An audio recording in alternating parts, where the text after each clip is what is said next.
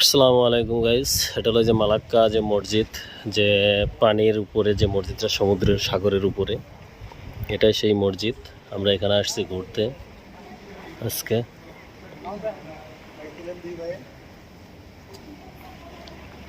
আর এই যে আমাদের ছোট ভাই ভিডিও করতেছে, এই যে হুমায়ুন, মামুন। আমরা আসছি ঘোরার জন্য, এই মসজিদ দেখার জন্য। আসলে খুব মনোরঞ্জন পরিবেশ। আসলে একটা দেশে দুর্নীতি না থাকলে সে দেশটা যে কত বড় ডেভেলপ হতে পারে সেটা মালয়েশিয়া নির্ধারণ প্রমাণ। আর আমাদের বাংলাদেশে তো যেই ক্ষমতায় যাক, আগে নিজের পকেট ভরবে আর বেগম পাড়া বাড়ি বানানোর স্বপ্ন দেখবে। দেশের মানুষ খাইলো কি না খাইলো দেখার টাইম নাই।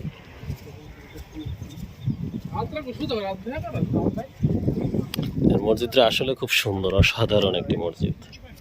এটাই যে এইভাবে প্লার করে সাগরের উপরে করা, দেখেন পুরো সাগরের উপরে এই মসজিদটা করা, ঠিক আছে। দেখেন এত সুন্দর কারুকাজ আর এত সুন্দর নিদর্শন, আল্লাহর ঘর। আসলে মালাক্কা না আসলে বোঝা যেত না। এই সেই ভাইরাল মসজিদ মালয়েশিয়া, যেটা সাগরের উপরে মসজিদটা করা।